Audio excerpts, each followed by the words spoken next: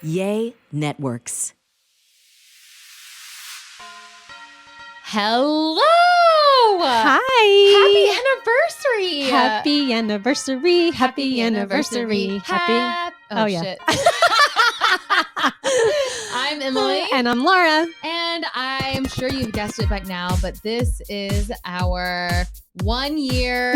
I was going to say cheers to that shit. Our cheers to that shit. Did I not say that this was cheers to that shit? No. This is cheers to that shit. And this is our anniversary. Yeah, and you think after a year we'd have our shit together more. 1 year anniversary. I cannot believe. I mean, it's one of those things. Like you can, but you can't. You know, I can believe it's been a year, but I can't at the same time. It's been very fun. It has been fun. You're welcome. I'm just kidding. Thanks. Yeah, anytime. No, so yes, we've been doing this for a year now. Stay tuned for tour dates. No, I'm just kidding. No, I'm excited. This has been, fun fact. I think we were told at the very beginning of this, most podcasts don't make it past 20 episodes. Oh. And it's a good thing that we're stubborn as hell. And now we have 52 out. So I guess listeners, y'all are welcome. Oh my gosh. Yeah. I have learned so much over this year. Yeah. Thinking back on when we first started, when we were sitting here trying to record a trailer and we had it written out on our phone and we were reading it, and our producers are like, you need to say it like you're y'all. Like it's been a big growth experience for both of us, I think. Let me just share this quick story. When we were recording the trailer for this podcast, I lost my shit. I don't know what happened. I became another person. If you go and listen to it now, you're like, oh yeah, that's Emily. But if you would have been behind the scenes and you would have been watching me try to record that, I was like a scared little schoolgirl giving a final exam in a room of 30,000 people. Yeah. Like my nerves took over. I couldn't even say a sentence that was literally written out. Just read it. What the fuck is wrong with you? Just read it. Why can't you get these words out of your mouth? And then that was probably one of the funniest days because it was so not you. Yeah. And then we get on and I was like, we're not even on camera. We're not even live. Yeah. We were recording. No. We get on. But just think of how much growth we've had. I was just going to say, even like the next episode, the very first episode, it was like total. Yeah. Like our producers were like genuinely terrified. They're like, this girl's going to bomb. And then I get on, I'm like, okay, guess what, guys? Like, but no, it's been great. And thank you guys for following along with us. If you've just found us, you are in for a treat. It's been a hell of a ride. Yeah. We've talked about a lot of wedding stuff too. Yeah. A lot of crazy stories. Yes. That are really the most fun. Those are fun. I look forward to those. Me too. So we have something special for you guys. We're going to put together a little montage. I was just going to say montage of the best of us. The best of. The best I never thought I'd ever have anything out of me that was the best of. I'm ready to see our name in lights, baby. Oh, gosh. The best of over the last year. So this should be a very fun episode. And we're excited. I can't wait. What we're talking about is in-laws. And you just talked about how your husband loves his family just as much as you. And you had just brought up The Bachelor, Bachelorette. Yes, because you all know now that I have watched that season forever. But I think something that people need to be more aware of is, and what I've learned from watching these episodes, it's like when they go home and meet to meet the family, and we see the editing for ratings and all that kind of stuff, and they make these people look like so mean and so horrible, but you go through this whole show and they don't meet the families until the end, and then it's like, ugh, I don't think they liked me. They didn't like me. You got to realize you're marrying into all of that. All of it. And whether or not you think it's a big deal now, oh, I love him so much more. I can take whatever his family. Let me tell you something. It's going to come up. Yeah. It's going to come up. Well, I think so, like going in on the wedding side of it, I think that the weddings are always seen as like an exciting time for the bride and the mother of the bride. And that's where a lot of animosity, I believe, comes from. Yes. From like the mother of the groom, if you're in a, female male relationship, Right. is that your mother-in-law is like, well, I want to be just as involved as your mom. This is my child getting married as well. Yeah, I would, but it's I'd feel that way. yeah, I will. But I mean, you got to think about it like it's mother-daughter relationship, and it's the bride is getting married, and this is my quote unquote wedding, and like I'm, whatever. And the groom, it never really has much interest. I feel like there's always one partner that's way more interested than the other. Well, it's a stereotype of guys, like 100%. Honey, happy wife, happy life. So it's like, honey, whatever you want to do, fine, whatever. Yeah. Meanwhile, the mom's probably over there like, no, sonny boy. But I think when she starts giving her opinions, or she not necessarily even opinions, but when she starts caring and wanting to be involved. Absolutely. It's like, boom, drama right then and there. Like, oh my mother-in-law just wants to, but it's like, she just literally wants to be involved because it's her child's wedding. Yeah. But then. Not always. But then. I'm sure not always. On the other side, you do have those toxic mother-in-laws, and you do have that toxic in-law family, and you do have that drama that is there because of whatever reason. Don't you think it's a power struggle? Yeah. Because you just probably said something. Not? Well, you just said something to me that made me think. You're like, oh, you do have that toxic mother-in-law. Maybe the mother-in-law themselves isn't toxic. Maybe it's just a power thing. It's a power, like this person wants this, the other person wants that, and it's like, oh no, my child's getting married too. I want to have a say. I want to have a say in what happens at their wedding as well. I mean, there could be some animosity and and all of that, but I think some of it probably comes down to power. Mom against mom. I think so. I mean, I think so. I think it's like a because my family versus your family, kind of. We do it this way, you do it that way. But then you have like the moms, like mother of the bride, mother of the groom, mother of whoever. I think you have like the moms, like the day of the wedding, like who looks the best. Like, I'm going to be the best dressed mom, and I'm going to be the mom that looks the best. Like, I'm going to be the sexiest mom. It's a power struggle. And it's like I'm here. I'm the one that people are wanting to see, and it's like. No, it's actually the couple getting married. Yeah, like it's actually them. I do feel like I that has to be where all this originates, all the drama originates from. I think so too. And that's when we talk about budget and who pays for what. We got to make this 50-50, people. It would be, if it were 50-50, I think that might change the dynamic across the board. I do too. We're going to take a break. We're going to compose ourselves after this power outage that we've been through. And when we come back, we're going to talk about how to identify toxic in-laws. Yeah, and some ways to handle that too.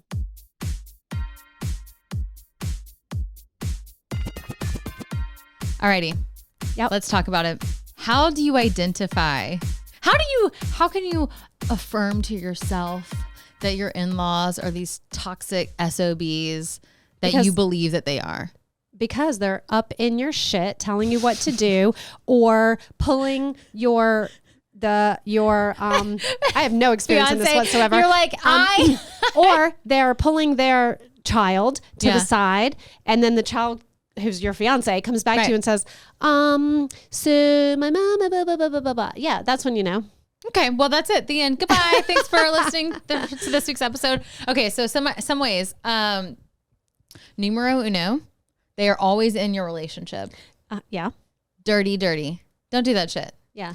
I'm going to say this too. There's a show on TV, like a Mama's Boy, like on TLC. It's called Mama's Boy, and it is a relationship, a couple's relationship, and they like live with the mom, or the mom lives with them, and she's all up in her son's business, including their relationship. Business. We might have to watch that. But yeah, that would be a clue, is that they're all up in your relationship. Yeah, I think dead on. That's gonna be like, I don't want to say too much because I'm like, but like, why, you got a story? I do have a story, but I'm gonna save it. Another way of identifying how. Yeah. Okay. Okay. So number one, they're always in your relationship. Yep. Over involved. Yes. But number two is that they continue and always belittle your wedding choices or just your personal choices, belittle you. I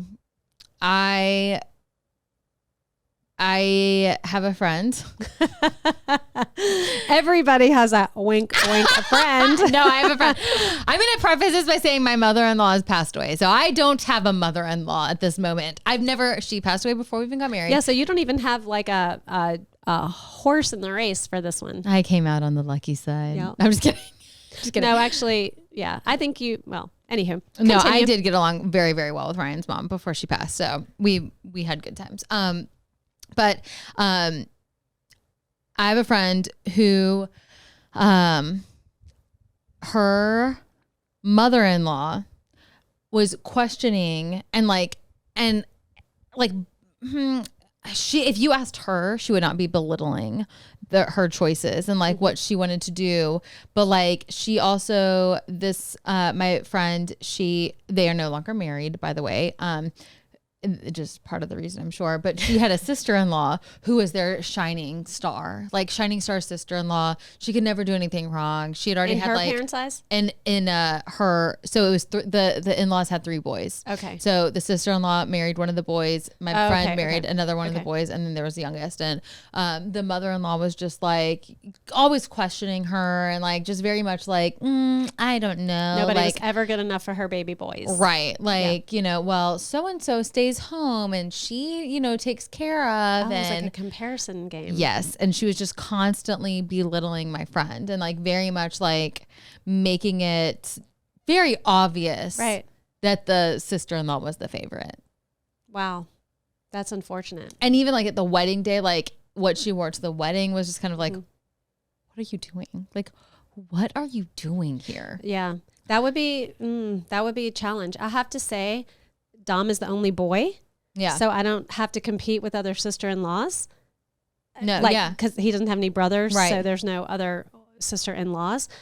He has 3 sisters. So, that's an interesting dynamic because they're all sisters. Yeah. But I'm the only sister-in-law. So I always joke with his dad. I'm like, I'm your favorite sister-in-law. Your daughter-in-law. Yeah. I'm your favorite daughter-in-law. You love me the most. Well, because you have the 3 boys too to carry on the Deidre right, and so you're like, you're welcome. I use that.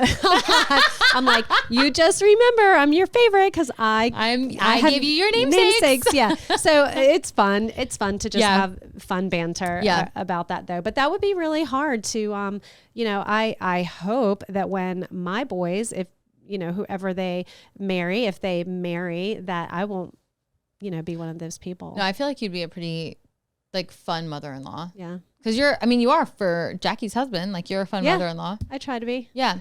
So, okay. So that's number 2. So number 3 would be guidelines on marrying their child.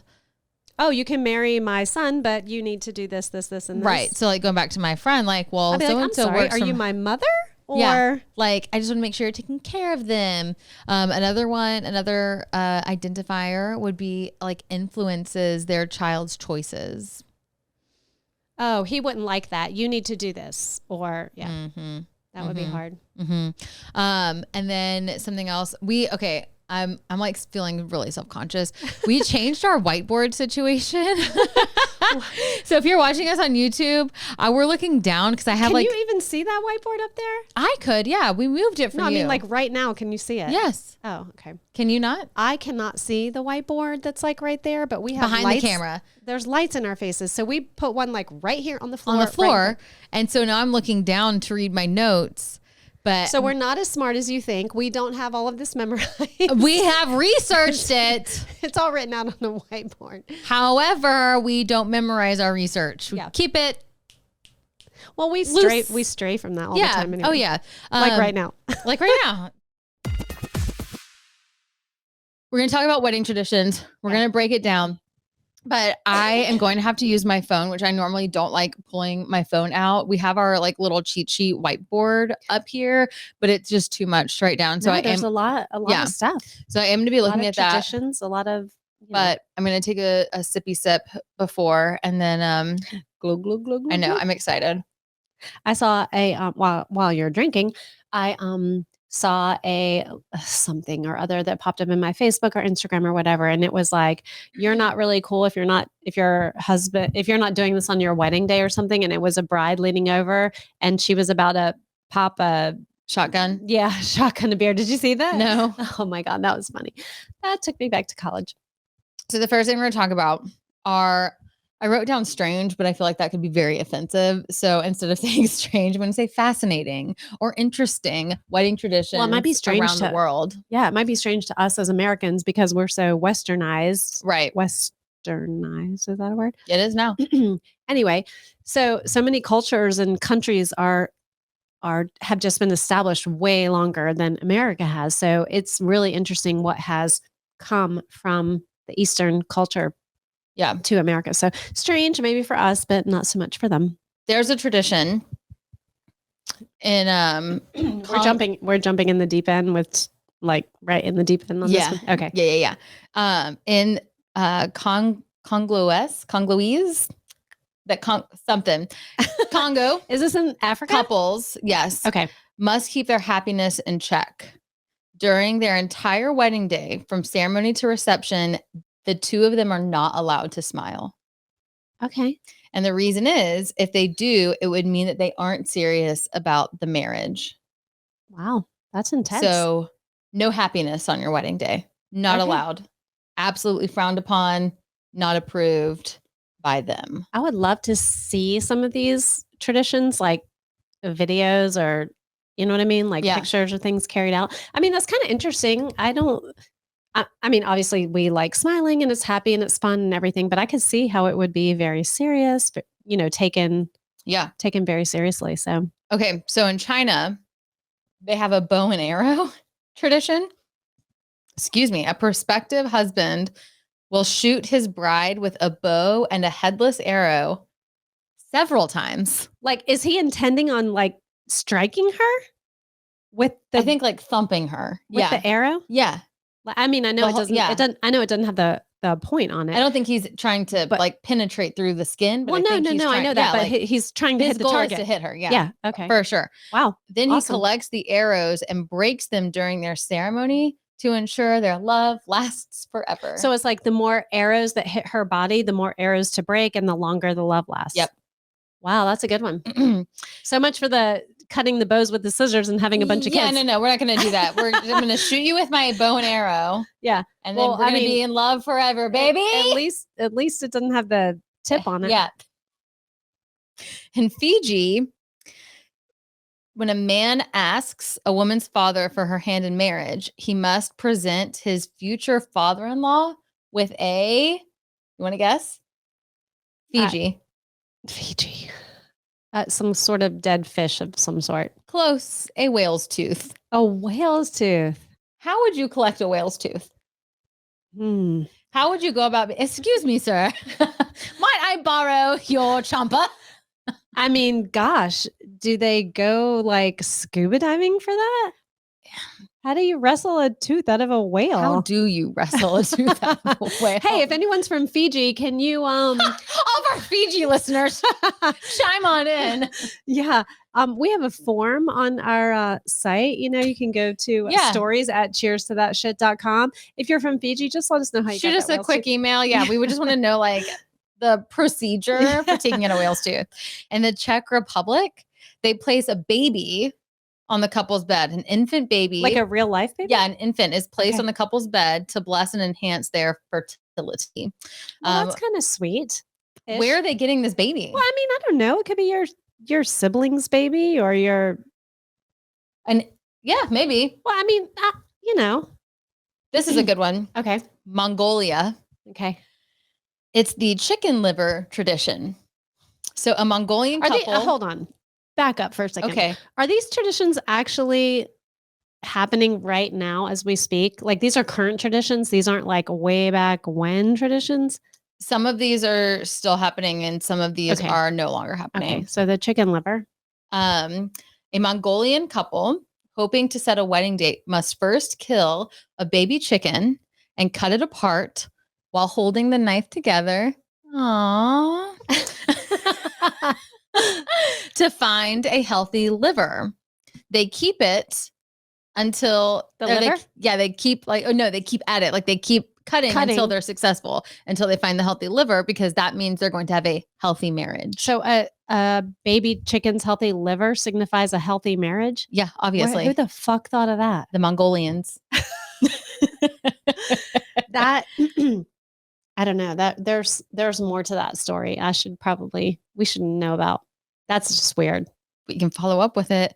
Anybody in the U.S. doing the chicken liver tradition? Let us know. Scotland, they cover the bride and groom. I'm sorry. Hold on. Let me rewind. Yes. In Scotland, the brides and grooms are captured separately, like kidnapped. Well, okay, that sounds fun. Kidnapped by wait. No, I mean, it does sound fun. Okay. By their friends the day before their ceremony, and they are covered in everything from molasses to ash to flour, that like they're tar and feathering them. No, that sounds actually kind of fun. Okay. And then they're paraded around town. The goal may seem to be ultimate humiliation, but the ritual stems from the practice of trying to ward off the evil spirits.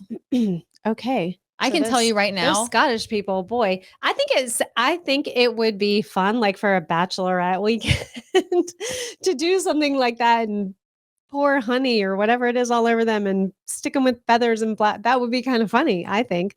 I mean, I don't know what the tradition, I mean, obviously ward off the evil spirits, but like how it started. Yeah, I think that would be kind of funny. Okay.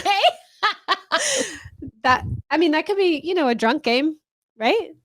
Yeah, it could be. They have to go out afterwards, and like that's when they have like their night out. They're like hen party. Yeah, like that's like, yay, we're getting married tomorrow. Well, right. While they're covered in and like and you can't imagine that smells good.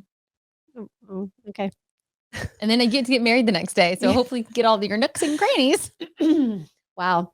I mean that I don't know. Maybe because not so much fun. Maybe because I've had a couple drinks. That sounds like it'd be a good time.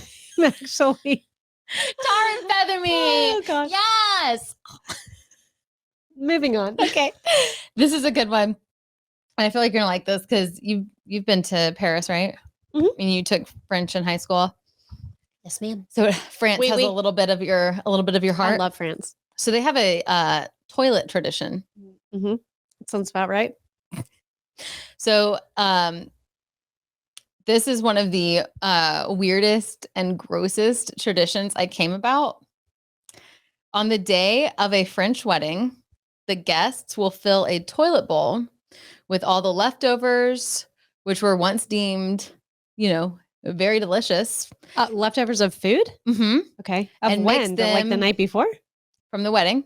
Oh, from the wedding. Okay. And mix them with alcohol and anything else they desire into a toilet bowl. And the couple is then obliged to finish the bowl in order to build up their strength for the taxing wedding night. You mean like scoop it out and eat it? Correct. Does that sound fun?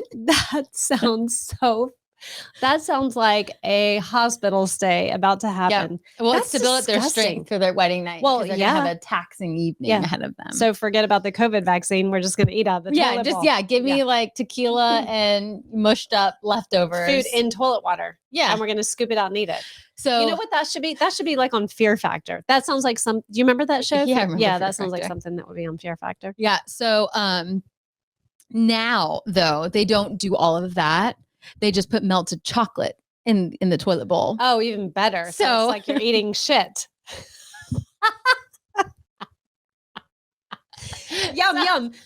So now you don't have mushed up green beans. You just have melted chocolate in the toilet bowl that you get to sip with a straw with your husband and say like, hey, babe, isn't this nice? That is so worse. I'm so happy we're married. That's worse than the leftover food. Is honestly. It? I feel like. I mean, it's still toilet water. It's still in a toilet bowl. So today we're going to be talking about that fun conversation you have of you're not in my wedding party. Maybe I should have told Geraldine that after that. Thank you for sharing those pictures. You're out. You're out. Take yourself out of my pictures. You're out of my wedding party now. Yeah. So you're out of my wedding party conversation. We're going to be talking about that. From a different, all different perspectives. You are like so scattered right now. I'm sorry I threw you off. Different perspectives of people being out. Yeah. Before I ask, is there anything fun you want to talk about? I'm pretty sure. I think that's it. I think we covered everything. So if I had something, I don't even remember what it was. A good way to pardon me while I chug. So we're going to start it off with having the uncomfortable conversation with your friends. So there are different circumstances where, let's say you have 10 really good core friends, like 10 of you're really good friends, but you're really only going to have a wedding of 50 to 75 people. So it doesn't make sense logistically to have everybody in your wedding. So you are going to have that conversation of like, hey friend, I love you so much. You mean so much to me. However, this is what's going to happen. And I still want you to be a part of my day, but not and you have to have that conversation. So one thing that when we were going through this and talking about this was when do you need to, and what words do you say? Like, how do you have that when you have a friend who you love so much and you want them to be at your wedding, but logistically it just doesn't make sense? Yeah, I would definitely say the sooner the better. Agreed. And whenever you're getting to that stage or that point where you are choosing who you want to be or telling them or announcing it or whatever, it needs to be then. And preferably before then, because so many people send out like those super cute, like, will you be my bridesmaid? Will you be my matron of honor? Proposals. And they're so cute. But the minute that they get them, they're posting them on Instagram. Right. So as that person, who's sitting there thinking that they're waiting for one. Right. And like, I haven't got mine yet. It's like 3 days later, 4 days later, 5, 6, a week, 2 weeks. They're like, okay, what the fuck? Like, I haven't gotten mine. I think that's a conversation you need to have immediately with the people that you're not going to ask that might think that they are going to be asked. Agreed. As soon as possible. Before you tell the people you are asking. As soon as possible. And it'll take the stress off of you as the one getting married, that just get those uncomfortable things out of the way. Yeah, move forward. As quickly as you can, as soon as you can, so that you don't like let that fester and, kind of not ruin, but just cloud the excitement of the planning. Yeah, I agree. And it is going to be uncomfortable, but it has to happen. And it has to be done in a very respectful way. And I do think it does need to happen before you even announce or ask anyone else to be like, hey, I've decided, like, I love you so much. And maybe come up with like a fun thing that they can do at your wedding that isn't like, hey, sign the guest book. Like having something that they can do that is still them being a big role in that wedding, like having, like, I still want you to come and get ready with us. I still want you to come, like maybe have like a separate processional of like, whatever, or having like a separate moment for them. Like if you want all 10 of your friends to be involved in something, just having something separate where they still feel like I am still part of your day. Yeah. Yes. Chosen. That's a great, like I'm still part of you. But like, you know what I mean? That's like, a great idea. Yeah. They just need to have because your friends are so important to you regardless, especially during wedding planning. It's such a stressful moment. It's so wonderfully horrible that you are that like you need your wedding tribe. Yeah. And even though they aren't standing up next to you, doesn't diminish the fact that you still need them. They're still part of your tribe. They're still probably going to be invited on your bachelorette party, that you still want them involved in your life. Maybe you let them kind of take on the bachelorette party. Yeah. Or plan that. Take that off of the bridal party from doing it and let them just come and enjoy, because they have a lot of other things going on. Maybe this other group of friends could plan that. Yeah. Or just anything like that. Yes. So that's something that I really feel like people need to kind of like, as brides, grooms, whoever you are, like feel, okay, let's get this conversation over with so that we can move forward. It is what it is. Because the alternative is to not have that conversation and then to send out, hey, be my bridesmaids, and have it post all over Instagram, and then have your friend come to you and say, hey, I'm just like, I want to get like dates set. And like, I don't know if you've decided on a dress color. Because I know that, dresses and makeup and hair makeup. That's like I just awkward. wanted to, am I a bridesmaid? Yeah. Like, I'm going to be a bridesmaid, right? And then you have to have that conversation. Right. You have to confront them in that moment, and that nobody likes confrontation. Because even if it's not confrontational, even if it's not drama. Yeah. But it's still like a very uncomfortable, like, oh shit. Like, so about that, you're not about like, that. Yeah. So I have a story. Okay. So do I. So no, I don't. Not yet. Excuse me while I go over our outline on the board there. Yeah, my story's not coming up yet. Okay. Not yet. Moving on. So my friend, I brought her up, I don't know, like an episode or two ago, actually. It was a pretty recent one. She was engaged and I was in that wedding. We had bought the dress, everything. She ended up calling off the wedding, which hallelujah. But then she met a guy very soon after, not like incredibly like, and it's fine. They're happy. Don't read into what I'm saying. Good God. But she got engaged again. And this wedding was going to be way smaller. Right. Like they live on a farm. She's going to get married on her farm. Beautiful, beautiful farm, backyard wedding. But like 50-ish, 75 people. Yeah. And so she didn't need a bridal party of 20. Right. But I was in that original bridal party. So time was kind of going on and like, you know, the wedding was kind of coming up in about like 4 or 5 months. And I'm like,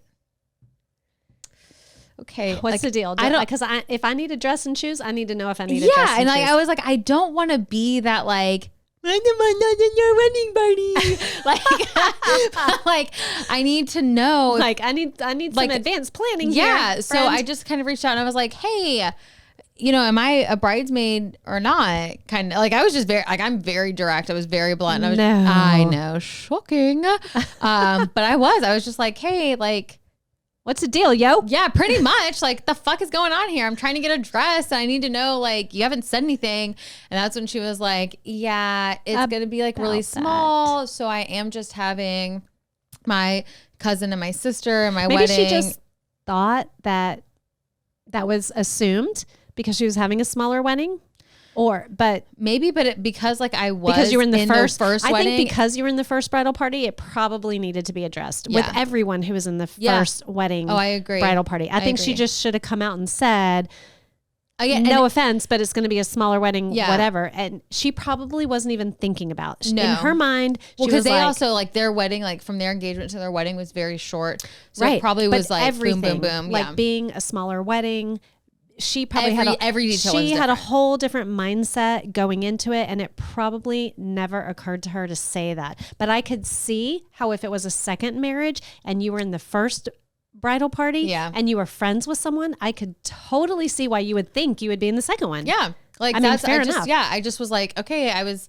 Like I had bought my dress, everything is ready for the first wedding, and now. So like, are we wearing the same dress again? Like I don't understand. Like I don't mind, but I thought your colors would be different because it's a different time of year, different guy. Like what's happening? But no, so it ended up being fine. She's still one of my best friends. I actually talked to her earlier today, and so, but it was just kind of like I don't want to have to ask, but like. But you have to ask. Yeah. But she did something really, really nice, and it's still so special to my heart. She wore the same headpiece that I wore in my wedding, that she wanted that to be or something borrowed. Oh, that's sweet. It was really nice. And so she had me come up while she was getting married and put it in so that we had those pictures together of her. Oh, see, that's a great way it was really nice to incorporate like all the friends that you might want, but couldn't have or just choose not to have. It was really, really special. It was really nice. So, and I cherish those pictures, and I think it's so special that her and I wore the same headpiece on our weddings, and that I got to put it in her hair and have those pictures. Yeah, I love that. It was better really than cute. To like sign the guest book, please. Yeah, like, hey, just stand here and like watch the guest book. Like no one's actually going to sign it, but if you would just stand here, like that'd be great. Yeah, but that's a very creative way to include someone. Yeah, no, it was really nice. It really was. Well, that's all, folks.